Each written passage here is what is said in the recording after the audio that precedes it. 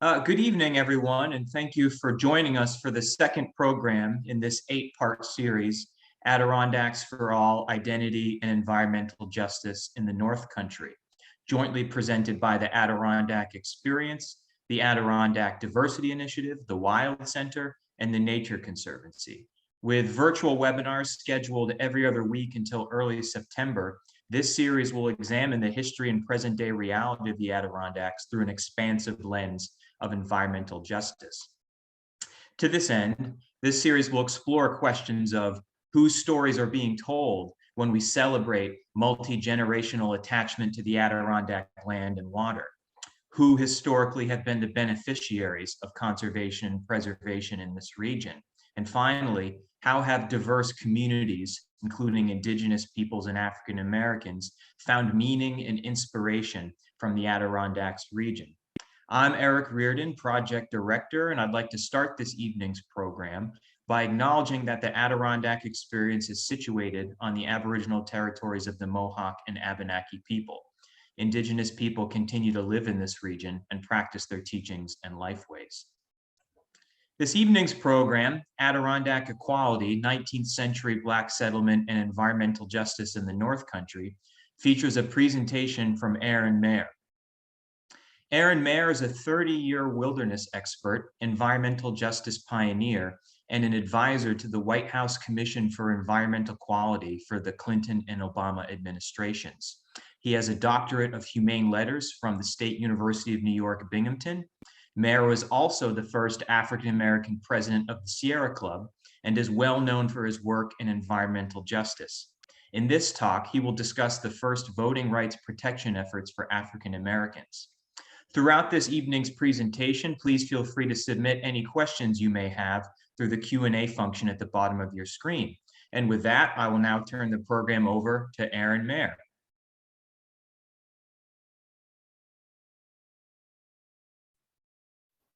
Eric, thank you. And it's really an honor to be here. Folks, good evening. My name is Mair.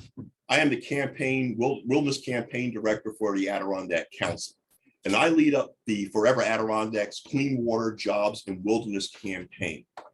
And this campaign's major goals and efforts is to protect clean water, to protect and preserve the wilderness and wildlands, advocate for the funding of science, and advocate for a Adirondack Green New Deal, creating jobs and opportunities not only for existing residents within the state of New York, but for all New Yorkers, not just the Adirondacks, for all New York. We have an opportunity and a need right now to rise to meet the effects and impacts of anthropogenic climate change.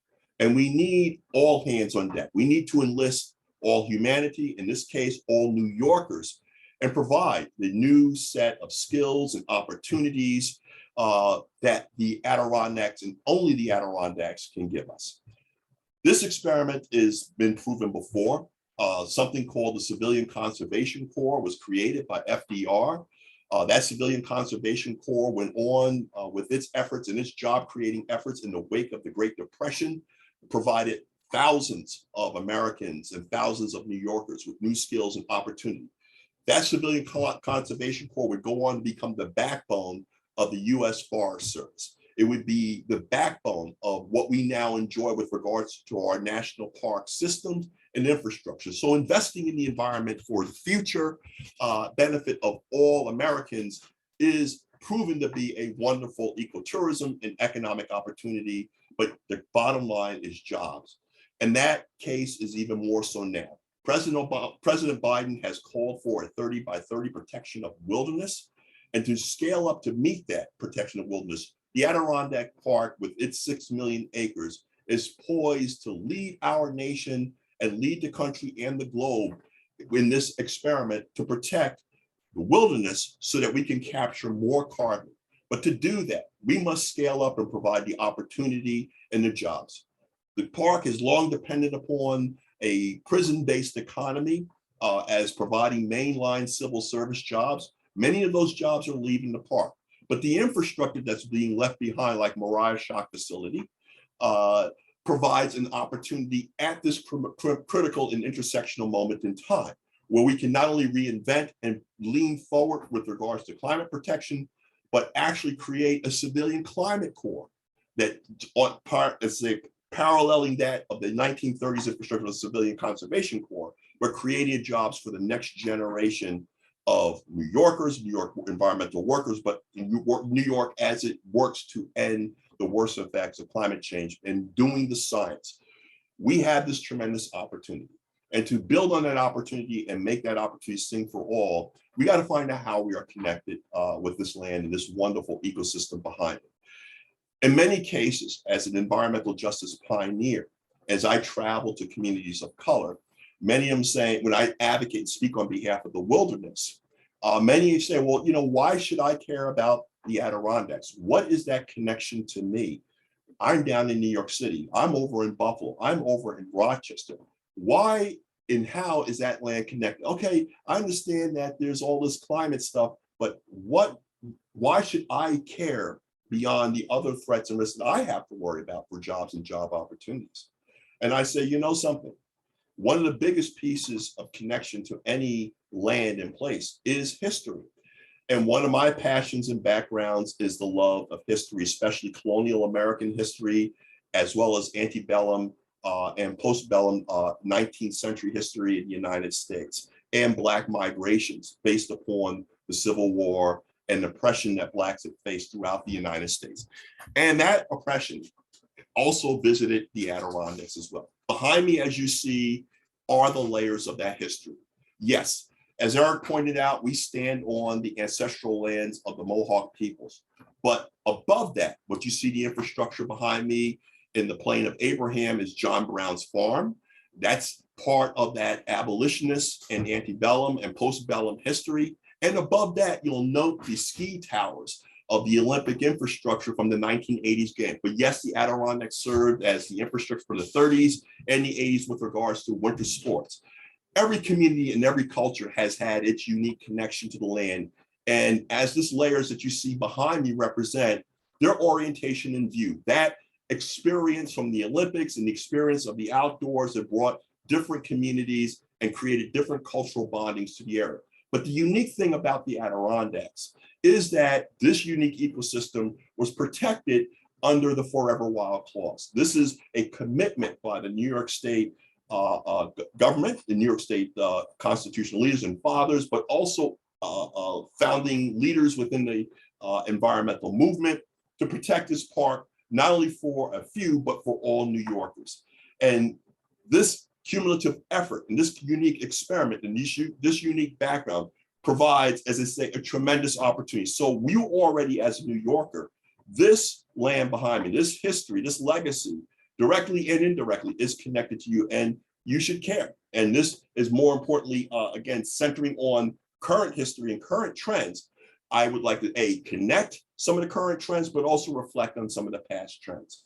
Many people to this day don't realize that there was a significant connection of people of color to the Adirondacks. And at this intersectional moment in time, we are fighting, as we see at the national political level, with regards to racial inequity and justice, inclusion, voting rights, civil rights.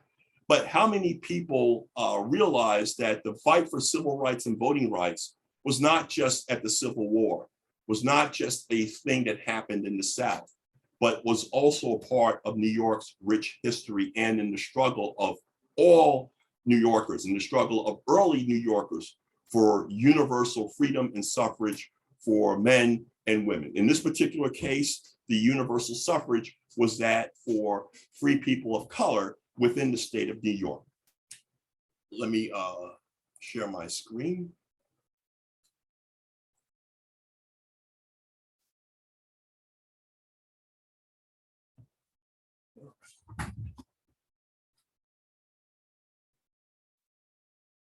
This unique history that is New York, as I mentioned, the struggle for voting rights and civil rights and human rights goes back right to the founding of this nation.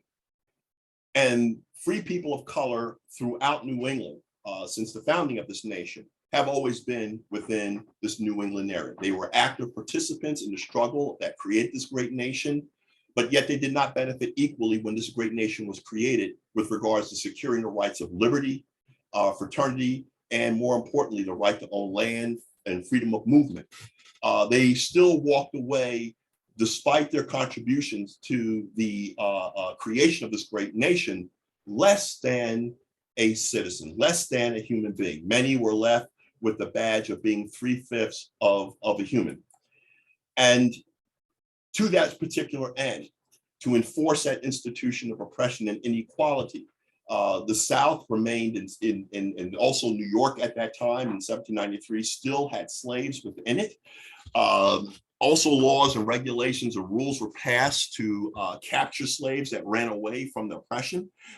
In 1793, Congress passed. In 1850s, again, Congress repassed something called Fugitive Slave Acts, where we actually had bounty hunters that were set out to capture those that they designated and defined as fugitive slaves. Yes, broadsides were in newspapers. Broadsides were also put up on posts. They posted throughout communities throughout the country. And many states and many abolitionists resisted against this effort because, again, many of these efforts were not so, as I say, surgical in that they captured somebody that they said that ran away. Not that any human being should be captured, but the fact that it was quite indiscriminate, and it led to many free people of color being captured and enslaved. This was a direct threat to free people of color within the New England area, within New York. And again, this was an active industry and sector. And the point being, this was one of the radicalizing elements as on top of the effort to, as I say, push for the abolition of slavery institutionally and as I say, and securing that full equality. But even for those that were free, you know, making sure their rights were protected as well. The Fugitive Slave Act was a threat not only to runaway slaves, but it was a threat to free people as well. When we talk about the geographic distribution of free people of color and the threat and risk, it's not an accident you see that in the critical states that were part of the Revolutionary War era in New England, interestingly, by the beginning of the 19th century, many of them had free or basically gave the right of suffrage and the right of as I say, equal protection under the law, with the exception of the state of New York.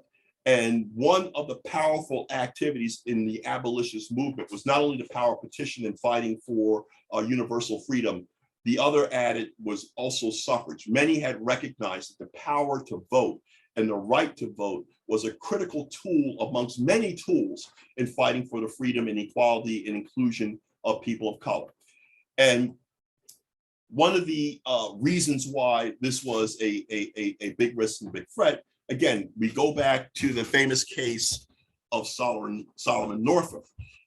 Solomon Northup gives a nice backdrop and a nice illustration of why Blacks were not only pushing for abolitionists, but also pushing for equal rights and equal protections under the law and pushing for the right to vote and the right to be free.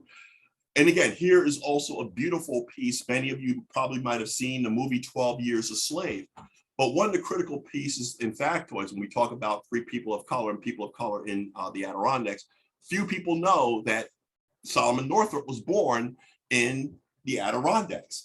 And here in Minerva, New York, you can see, as they sign and markers, but here was a free person of color. He was a talented boatsman, a talented musician, but despite all those skills and despite his literacy, he was eventually in Washington, D.C., lured under the proposition of a contract, but then rapidly enslaved. And one of the great things about that film and that story is that you learn about the institutional apparatus that existed at the behest and benefit of fugitive slave bounty hunters and how they moved the human cargo from New England into the slave South.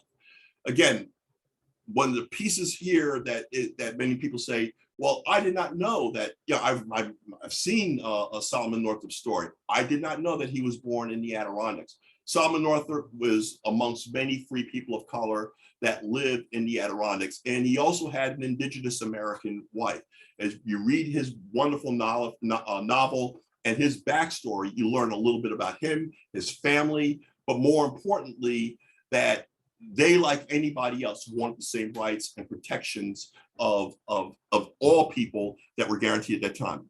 And when we talk about why, as I say, it matters and why it's important to have this story as a backdrop, well, we get a real sense of the threats and risks that people of color face and the threats and risks that they were under, even despite being free, and that they were still second-class and third-class citizens within an America that at that point in time defined them as 3/5. And that correction would never occur, would not be corrected until the Civil War. So one of the beautiful things what we get is a flavor and the sense and threat and risk of why Blacks were moving toward, as they say, and advocating for freedom, inclusion, but also the right to vote. And the right to vote and the right of franchise was a critical tool and asset to have in this particular fight.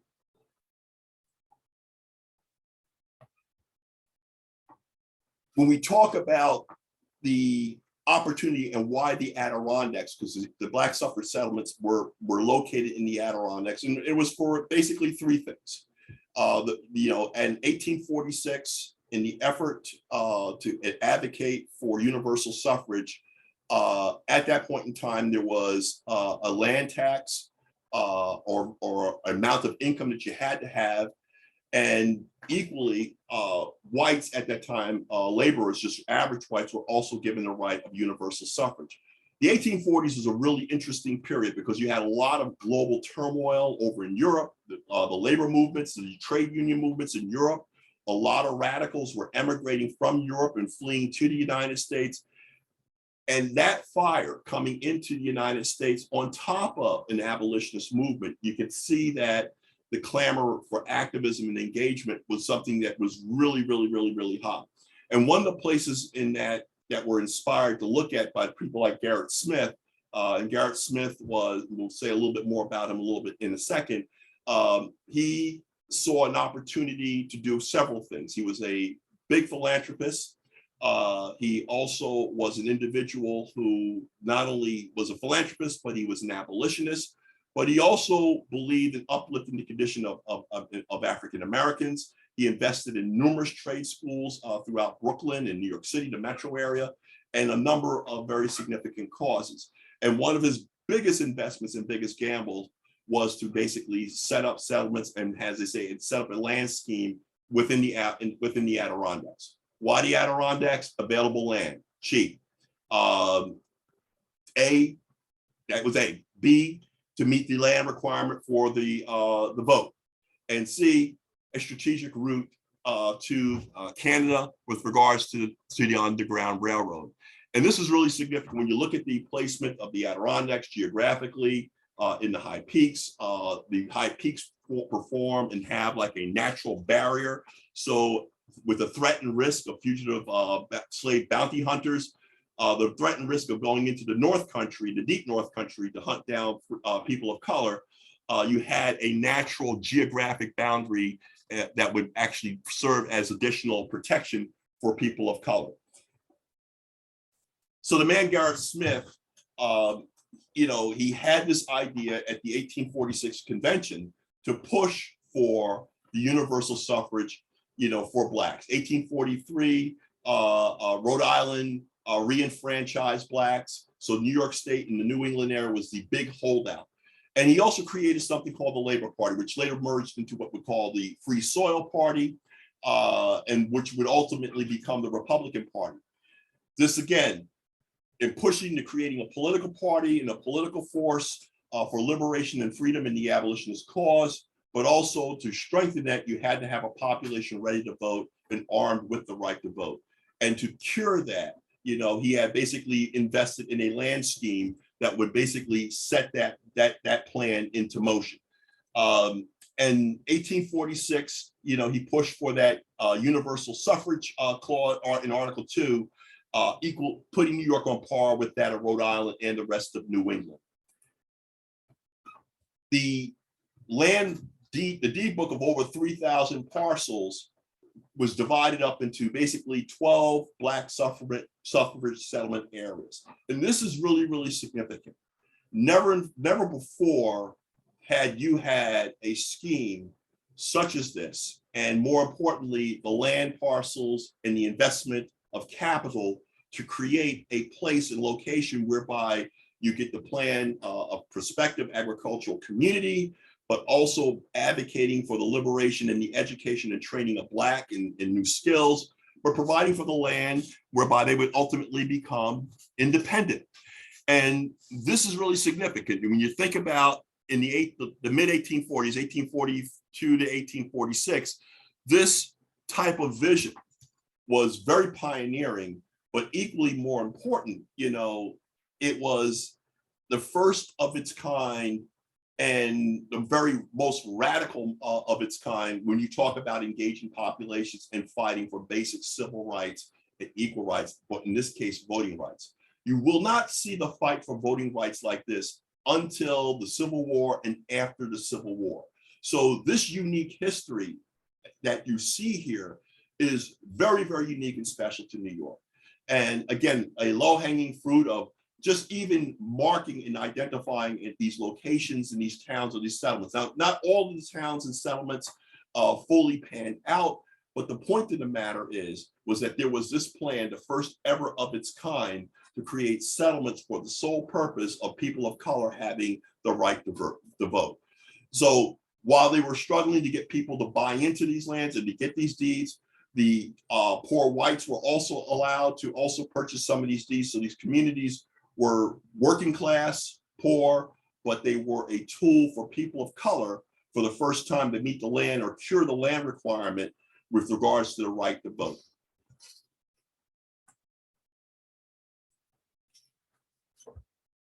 And one of the outcomes of the blacks, when push came to shove, once you had set up the scheme and the actual vote came to vote for the suffrage settlement, the universal black suffrage within the state of New York, even though we had this scheme going on, still the blacks were not able to mobilize the state of New York. If you look at the study that I pulled here from David Bateman, you start to notice that based upon party, you see who turned out for black suffrage that did not carry. But what's interesting is the upstate counties and those that are right up to the North Country that did carry the Liberty Party, which is basically for universal black suffrage. But unfortunately, Whig and Democratic voters heavily turned out, and it did not carry. But what's really significant was that a process had begun, a process of engagement, a process of mobilizing was something that was very, very, very, very, very, very significant and very interesting. David Bateman did a wonderful study, a series of studies on black suffrage and partisan polarization within the state of New York. It is a very good source, as well as another good source is the Journal of Negro History's papers on the Free Negro in New York by Leo Hirsch. And these documents give wonderful insights, not only into the political organization and mobilization of free blacks at that particular point in time, but also abolitionists and the collaboration between blacks and whites and abolitionists. It is really important to have this conversation because right now, a lot of the history, when we talk about the black suffrage settlements and blacks and the right to vote, it tends to be mostly on Garrett Smith and his philanthropic side and the voices of the people of color who are also a very active part of this revolutionary movement are often silenced and, as they say, and not spoken or not lifted up.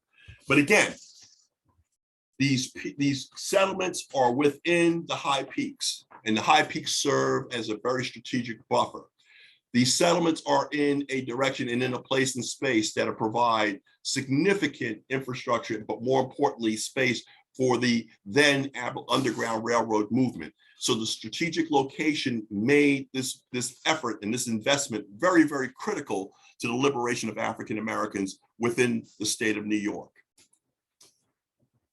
Again, looking at the bigger turnouts and the bigger efforts over time to 1860, you see the efforts with regards to those going against black suffrage increasing and worsening. But notice the difference between 1846, when the first referendum at the point in which these settlements were created, to 1860. You see it doubling. And one of the things that you will find if you were to look at the standard census and voting records, you'll notice that there are not that many records with regards to the suffrage areas. And one of the things you'll find is that many of the people of color, despite having access to the deeds and securing the right to vote by having these deeds, for those that utilize the land contribution and those who were able to maintain their taxes, they still stayed within the geographic confines of other parts of the state. Because again, they saw this holding more as a strategic holding and asset should they have to face threat and risk. They had this asset in their hand. They had this deed, but how many actually took up that deed and actually settled? You know, we can absolutely look at the deed book, and I think a great project for future study would be a real spatial analysis of following up on these people and looking at their settlement patterns between that period of 1846 and 1860. One of the critical people that were instrumental in this effort with regards to the scheme, with regards to registering folks, to securing these land deeds and these land titles, was a gentleman by the name of William Augustus Hodges. And Gerrit Smith enlisted him. He was a former slave from Virginia. He was a very, very big player in the African-American abolitionist, radical abolitionist efforts within the state of New York and nationwide. But mainly and most important was his book, his press piece, or his radical press called The Ram. And it was that Ram document that was used not only to solicit folks to, as I say, secure the benefit of getting access to these lands, but also advocate and speak and call for the liberation and freedom of all people of color, especially African Americans. And it was the Ram that was a vehicle for communication and mobilizing people, but also was a piece that caught the attention of people like John Brown. And it was John Brown's love of the voice of what was articulated in Willis Hodges's paper that really attracted his attention and alerted to him to the experiment that was happening within the Adirondacks. And again, here's a person whose voice, an African-American, yes, under the employ and under contract with Gerrit Smith, but a person that was actually very active and very involved, and not a passive actor, but a very forward-thinking actor and leader in the radical abolition and the radical, as I say, emancipation of people of color, African Americans in particular. And he was a major force in registering. He was out of Brooklyn, New York. And so the connection between the Adirondacks and Brooklyn is a very, very, very significant piece. When you talk about what were the geographies that were big areas that were signatories within the deed book from Gerrit Smith,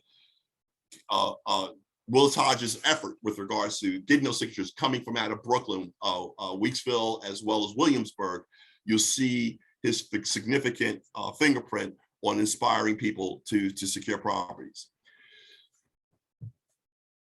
Timbuktu, one of the 12 settlements, in North Elba. John Brown's farm is within Timbuktu. It's in the Plain of Abraham. Again, part of that experiment and part of this effort was not only for the right to vote, but it was also an agricultural community. It was also part of Gerrit Smith's holistic approach to not only providing land, opportunity, and new skills for people of color to not only have the right to vote, but also to be free and independent and self-sufficient. Now, whether many would benefit from this land experiment, you'll notice that, to this day, there's very, very limited parcels or places that you can point to that, as I say, here's where the settlement was. And the reason for that is twofold. Because again, the critical piece was the right to vote. Many of the Blacks, while they had were part of the scheme, many were interested in the right to vote. And one of the things you will find is that, even though they took this land and they took the prospect of becoming a farmer, many of the folks were not even prepared to be farmers. And in fact, they did not have the skills, the supplies, not to mention you have a growing season of about 50 to 60 days. It was pretty harsh, but many of them had, most of their skills were centered in urban environments. So many of them, while living in the urban areas, securing these deeds and parcels, they stayed within those areas while having these parcels as part of it. But again, it does not mean that the settlement or the experiment was a failure. The fact that you have this action, this deed book, this record, this radical act to create a community, a series of 12 communities, so that people can have the right to vote. It was the first time that this experiment was ever done within the United States. As I mentioned, Willis Hodges, not only did he write a radical paper and was a firebrand advocate within the abolitionist movement, but it was his words that attracted the attention of John Brown. John Brown came in 1846, and again, a very skilled farmer. He had skills that he could bring to the community, but he also saw the opportunity because, again, in 1848, he would lead the raid on Harpers Ferry. 1848 should not only be significant in the sense of the Harpers Ferry raid, but looking at the international radical movements and revolutions of 1848, not only in the United States with regards to Harpers Ferry, but also in Europe. 1848 was a very large period, which a lot of folks were the common working men, labor rights, peasants were rising up in rebellion. So John Brown was well within that spirit of seeing revolutions abroad, seeing the radical acts being advocated in other nations. Again, this was not a closed system, but it was an open system that was a feedback loop. And by the way, I believe it was 1846 when Karl Marx wrote his, or might be 1848, Karl Marx wrote the Communist Manifesto, just again, advocating for the emancipation and the power of labor to control its destiny. So this year of 1848 and John Brown connecting himself to the Timbuktu settlement and coming up to the Adirondacks and witnessing this unique agricultural experiment, you can see why he was inspired. And I would hypothesize and also say that the fact that the Harpers Valley raid was done in West Virginia and taken, as they say, hitting the rail station from the mountains that were down to the rail station that was down in the valley, was recognizing and seeing the strategic value of high peaks and land in the mountains, and as they say, as a protection and as a backdrop for one's radical action. So it's kind of interesting. You see that raid was pretty much also influenced by the geography that John Brown saw also as a natural geography protecting free people of color at that particular point in time. And what's really interesting is looking at the correspondence between John Brown and Willis Hodges. This is one of the few letters that have survived because, again, when John Brown led the Harpers Ferry raid, one of the things that became important was evidence of all the other conspirators who were part of this. And Willis Hodges, along with many other Blacks, were avid supporters of John Brown.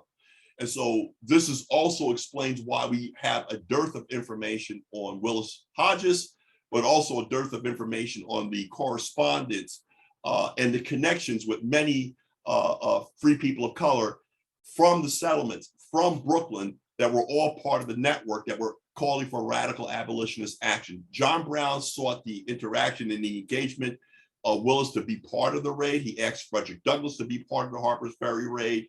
They declined because they saw their role as I say, the grassroots mobilizing and organizing effort in New York, but they did not see themselves as part of a suicide mission or a direct action, a direct violent action that that a whole movement may rise and fall on. But at the end of the day, we recognize that, the connection between Willis Hodges, as I say, being a point of supply and support for John Brown in the effort, but also John Brown in procuring goods and materials for the survival of the communities of those that were up at Timbuktu. And this is a wonderful letter of John Brown and Willis Hodges, in which John Brown is remitting, and again, more sustenance, in this case, pork, flour, and things being sent up to the Timbuktu community. And what's interesting is the Mineville post office, where you look at the lot, at how things were transported overland. This is a wonderful insight into not only was there this community, but the support that had above and beyond just merely the right to vote, but the efforts to try to make this a thriving, surviving community. My bigger connection to this, and I grew up in a place called Peekskill, New York. And in Peekskill, New York, there's the Green family household on Main Street. And we always knew that the Green family household was an Underground Railroad station. And it wasn't until I got access to the deed book that I saw the Green families listed in as one of the purchasers of the Garrett Smith land deeds. And one of the reasons why this is important is because that many of the stories that, based upon what people rely on, were most of the people were either free people or people who did not have means, that they were almost implied that they were almost all charity cases with regards to those who acquired land.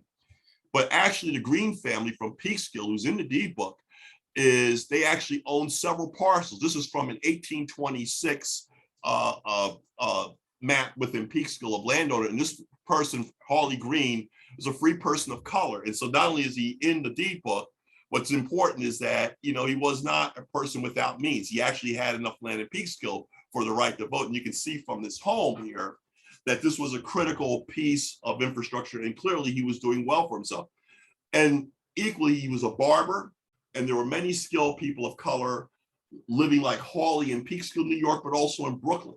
Many had land. So living in the Adirondacks would have been probably a significant change from an already stable existence. But having that land in the Adirondacks in the wake at that particular point in time of slave catchers roaming free throughout this New York and like Solomon Northup, taking free people of color to the South, this was a real threat and a real risk. So having that land in the Adirondacks served as an additional piece of insurance, whereby somebody facing the threat and risk of things, as I say, politically and socially turning south in these communities where they had some rights, but not full rights, and some protections, but not full protections. They had that land as an insurance piece within the Adirondacks. But equally more importantly, Hawley Green was part of the AME churches. And one of the things that's not really talked about within this whole effort, and that you'll find, is that a lot of these folks had very significant connections with the AME African Methodist Episcopalian churches within their communities, which are all part of this Underground Railroad effort. This Underground Railroad effort, in conjunction with these Black Suffrage settlements, were a critical piece of infrastructure and inspiration that underlined and undergirded the Underground Railroad, which went from, as I say, from New York all the way through the Adirondacks to the Canadian border. But in the Adirondacks, you had those suffrage settlements as a way station and a waypoint, along with those free people of color within the communities, in this case, in the Hudson Valley, with regards to Hawley Green. And when I saw that, you know, I reached out as a family historian and genealogist. I was able to contact a local historian in Peekskill, Donna Marchion Henner. And I said, listen, I need a little bit more information. And she was able to locate the family, and I was able to reach out and write to them, and they had done a little history on their family. So not only was I able to get an image of Hawley Green, but you know, one of the pieces within their own family history, you know, disconnected from the Black Suffrage settlements, even though they were a part of that history, was the fact that the family had to own land so that they could exercise the franchise. So even though the family lost their connection to the Black Suffrage settlements, the fact that they had to own land in order to have the right to vote was still a critical narrative that's still passed down within that family and still part of their cherished heritage. And one of the benefits and blessings of this research is that not only are we recovering this history and this lost memory, but we're also adding to the tapestry and that robust history that is within New York. So in not only identifying the Black Suffrage settlements, we also reconnect those communities that, you know, that are, again, that have been lost to memory, but that lost heritage that's been lost even to the families that were very critical, as they say, in being part of that foundational settlement and that foundational experiment. Sure, we can look at the settlement and say, well, why didn't they stay? Why aren't there more examples and evidence? I liken that to what happened with regards to Negro Leagues and Major League Baseball. Once Jackie Robinson broke the color barrier in Major League Baseball by signing and becoming part of the Brooklyn Dodgers, and once his skill and acumen and his professional service to the Dodgers led them to a pennant and a successful World Series, and they could see that you should judge a person by their skill and their character, not by their race, there was a major rush to all the Negro League teams to enlist and sign up all the members of those teams into the other Major League Baseball teams. And pretty much within a decade, the Negro League Baseball that had existed for almost 80 to 90 years within the United States evaporated, it disappeared. To this day, you will probably not find any of the remnants of where there used to be Negro League ball stadiums. In fact, here in Albany, New York, off of Livingston Avenue by Livingston Village Apartments, the Albany Black Giant Stadium used to be right there. Right now, you'd be hard pressed to find anything that would, as I say, reflect that lost history and heritage of what used to be the Negro League Baseball. So true is even with the Black Suffrage Settlements. Once the Civil War had concluded, once we had the 13th, 14th, and 15th Amendments to the Constitution, whereby Blacks had the right to vote, but also had the freedom of movement, there was no need to live in the harsh extremes of the Adirondacks. There was no need to secure freedom and protection in the heart of the Adirondacks. So what had begun as a bold experiment to protect a people and give people the right to vote and include them in our democracy faded because it took a civil war to bring us forward and bring us current. But still, nonetheless, this is a critical piece of our heritage. This is a critical piece of who we are. But more importantly, as we start to look at the threats right now to our democracy on the right to vote, we are calling upon and reflecting upon that same threat and risk that many of our ancestors as African Americans, but also as New Yorkers, also as Americans faced in 1846.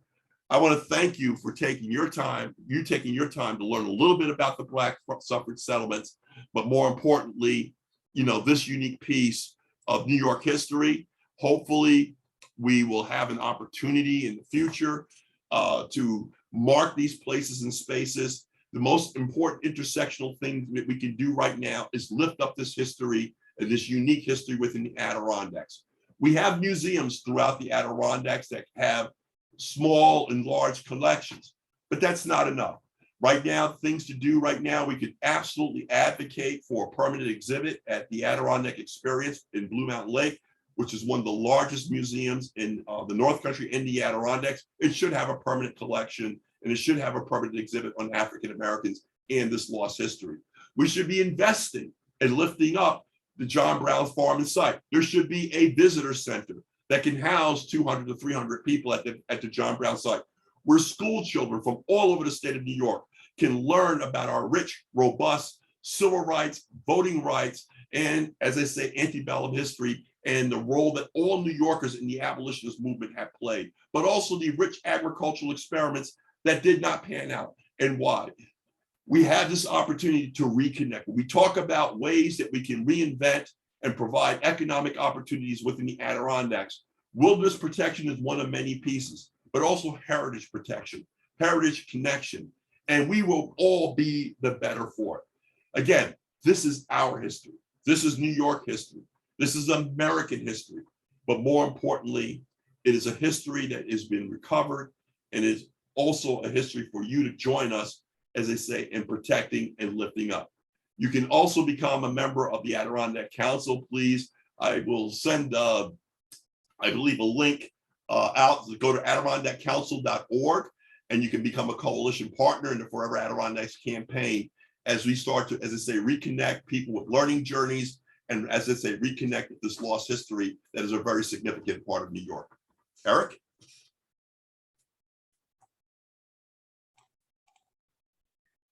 Thank you so much, Aaron, for just a fantastic presentation.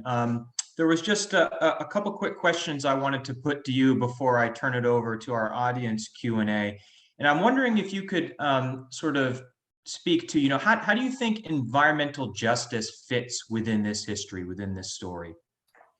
Well, environmental justice is as a movement and as as I say, an action which I pioneered and worked within, was basically like justice is equal protection under the law. As we fought in the late 80s in New York State, I fought with the Answers incinerator that contaminated and poisoned over 20,000 Albanians in the northern part of the city. I sought to protect them and demand equal protection under the law. We had Love Canal, where a Hooker chemical plant was brought. In fact, CERCLA was created over Hooker chemical plant. I think that everybody knows of Lois Gibbs, and we all know about the fame of Love Canal, how New York State rose to protect that community. But when it came to people of color and the equal protection of the law and environmental protection, they were the wrong complexion for protection. And we actually had to fight a separate action, and we had to sue and litigate to, as I say, to get that power and that justice restored for this community. The same is true right now. We have to fight for that equal access, that equal protection, but also right now we talk about the access to the Adirondacks, communities downstate, communities from central New York, communities from western New York.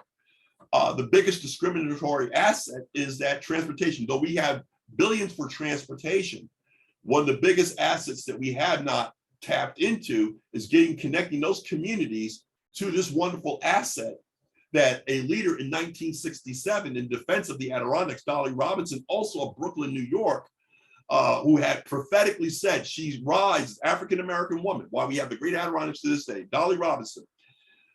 She said to people that while I rise to protect the Adirondacks, I do so, though I will not and have not experienced the wonders of the high peaks, but I do so that my children and future generations of New York, especially from the Black community, will have that equal opportunity. So the issue of justice and access and equity is a very, very critical piece. Now, a lot of people confuse use management with access. There's two different things. The issue of access is that it's the structural intention of the state of New York ensuring and providing that infrastructure that, by the way, creates more jobs, and builds, as they say, on the ecotourism economy. But providing that connection for all New Yorkers to utilize this place is very critical. But the critical underlying piece is that heart-grabbing thing that this is a part of their history and the evolution of their rights, their civil rights, their human rights, their voting rights, and the fight for justice. So when you talk about environmental justice and you go back to these early pioneers of the Black Suffrage Settlements, that fight for justice is still a critical part and still a critical fight that we are to this day fighting about. Right now, you see the arguments, people voting for voting rights. We're still fighting in the 21st century over voting rights. And yet the ancestors that gave us the Black Suffrage Settlements and that scheme that were part of that vision are very instructive and very inspiring on why this should be protected. This is a place of memory and reflection, and New Yorkers should come and connect here and know why they must be vigilant about their 21st century rights. That's really great. I'm seeing so much support for a permanent exhibit dedicated to this history in the chat, and that's really lovely to see. I wonder, before I turn it over to audience Q&A, if you could just quickly, Aaron, speak to some of the efforts that are taking place to create this Timbuktu Summer Climate and Careers Institute. Yes, one of the things that, thanks to Senator Mair of Brooklyn, New York, of Willis Hodges, you talk about somebody, I pitched Senator Mair, as well as Assemblywoman Michael Solange, who's the head of the Black, Puerto Rican, Asian, Hispanic caucus. Here are New Yorkers, and we talk about, we stand on the shoulders of giants, of those who, as they say, plowed the fields of history, who struggled before us. It is upon their suffering that we stand on their shoulders that we made progress to this day. So I had the opportunity, we had a wonderful retreat that we held at Lake Placid. We invited members of the Legislative Caucus, the first time the Black Hispanic Caucus ever came to the Adirondacks and meet as a body. And we shared with them this wonderful history, this wonderful connection. And when they learned of the shoulders with regards to voting rights, civil rights, the fact that they held elective office in the memory of those of the settlements, They reached in and said, we must do more. This is our political, our people, Holy Land. They found that deep centering connection. And so in that end, with regards to the need for the 21st century jobs and providing for the climate jobs of the future, they decided to create something that networks schools in the Adirondacks with schools in New York City to bridge the gap in distance between SUNY Environmental Science and Forestry and CUNY Medgar Evers in Brooklyn. We created a pioneering effort that will do a job training exchange of students between the North Country and Brooklyn back and forth, in which students will do curriculum and studies at Brooklyn and do curriculum and studies in the Adirondacks. They will have a summer experience in the Adirondack at SUNY and ESF, but they will be open to a whole portfolio of jobs that in the inner city, they would never have an opportunity to ever experience. And so we're moving it from just talking to direct action. So hats off to Paul Hay and the leaders at SUNY ESF. Hats off to the countless leaders that are all partners of, hats off to the governor. And more importantly, to Michael Solange and Senator Mair with regards to providing the investment in Governor Hochul to signing that law, signing the series of laws that are providing this wonderful opportunity that as we start to stitch together the state, this history, this legacy, we're also stitching together the careers that will save the planet and the next generation of climate leaders that will be educated that by, again, following that pattern of connecting upstate and downstate. Thank you so much for that, Aaron. So I'm going to read a few questions we have from the audience. One is, were the 12 settlements establishing a ghetto that only Blacks could live, or were they allowed to live wherever they wanted? Remember, the term ghetto is a modern 20th century phenomenon, even though whether it's employed by racial segregation within the United States or racial segregation as we saw with the Warsaw Ghetto over in Europe, where populations of oppressed people are compressed in certain areas. What they have in common with any ghettos, regardless of your economic status, you were restricted as to where you could live. So the ghettos up into the 60s, whether you were affluent Black or working class Black, your access to where you could rent a property, own a property, you were redlined to a geographic area. And so this is always a feature, a part of America's ugly legacy with regards to oppression and race, of people, whether it's a reservation or geographic isolation. It was, that's a feature, but that was not the abolitionist experiment. The abolitionist experiment was really a fraternity with Blacks and whites. And it was white benefactors who had the means to invest in settlements that actually would share the skills to evolve to be the populace that we should be. And so Garrett Smith's forward thinking of having poor whites along with Blacks in these settlements. Remember, this is John Brown's farm behind me. In fact, because of John Brown's fame and because of the efforts of members of the Niagara movement, which would become the NAACP and W.E.B. Du Bois, and their reverence of the movement and the settlements and the history legacy, that this is preserved. This is a perfect example of a structure that's left over from that era, but its history is beyond that. And its history answers that question. No, it was not a ghetto. It was a place and space for the emancipation and inclusion of all people of color and their right to vote and suffrage. And more importantly, a model of resistance that even inspired John Brown to radically go down to Harpers Ferry to try to liberate Blacks down in Virginia. Great. Another question here, just a quick one for you, Aaron. One audience member was wondering if you could repeat the name of the female environmental activist you mentioned. Yes, actually, she was a legislator, a politician. Her name is Dolly Robinson.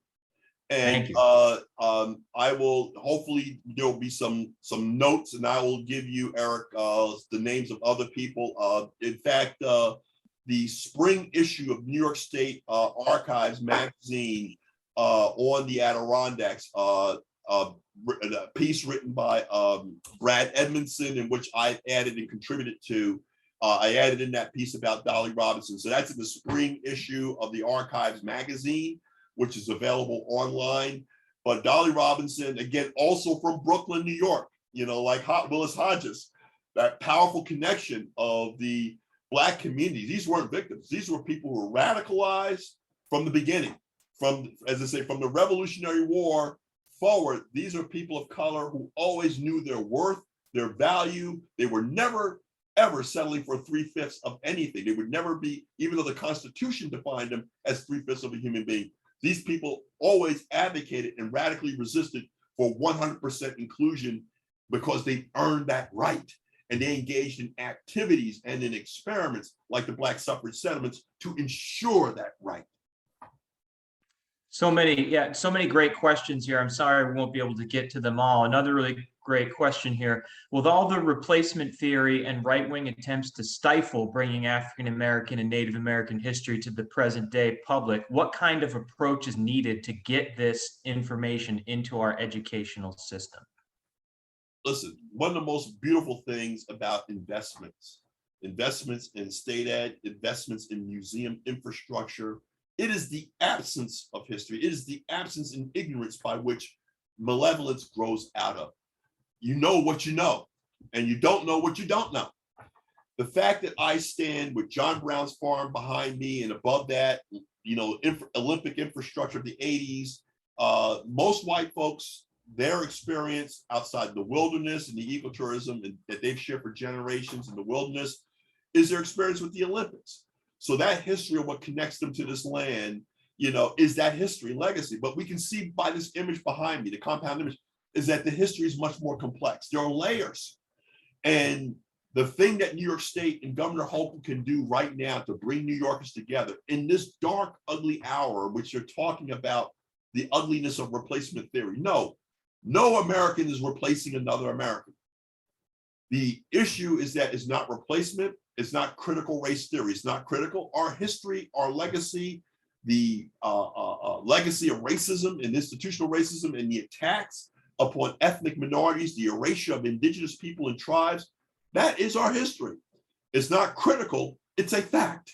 And the fact that somebody comes up with a nice jingoistic marketing term so they can politically sell old racism in a new bottle, we need to call it out for what it is. We are better than that. And this new language of replacement theory and critical race theories are nothing but the same old racism that call for my people being 3/5 of human beings, that call for separate and unequal rights, that call for Jim Crow. We are better than that. Investments in jobs and opportunities for all New Yorkers fighting to save the planet is something that can pull us all together.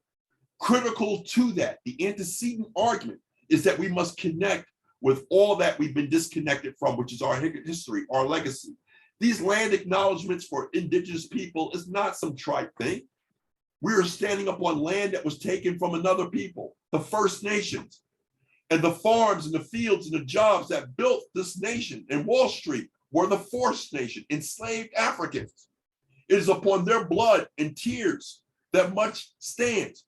We're saying, leaning into that pain to inspire us to be better. That is the power of having a Forever Adirondacks campaign that calls us in, that not calls us out on how we can share to not only share this land, but lean into our shared history so that as we become new experts with the Timbuktu Job Initiative to create the next generation of experts of all races and stripes to save this planet. We need this Adirondacks now more than ever. And this experiment more than ever. But critical to that is having the knowledge of this painful history and not turning away from it, but putting in the best exhibits. And like I said, the North Country Adirondack Museum is the largest in the North Country. We need to have that permanent exhibit there. We need to upgrade the exhibits at all of the museums, but we need to update New York State curriculum. We need to recapture this. And again, this creates more jobs, more opportunities, inspires more hearts and minds, but it leads us into being better Americans. This land can heal us as well as it can heal the planet. Thank you so much, Aaron, for your passion and your enthusiasm for connecting this history to present day issues of addressing racial injustice, addressing the climate crisis.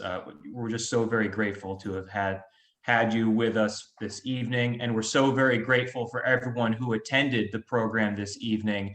I would invite everyone to join us June 28th at 7 p.m. for our next program titled Incarceration, Wilderness, and the Adirondack Paradox. The link for more information and the link to register for that program is available in the chat.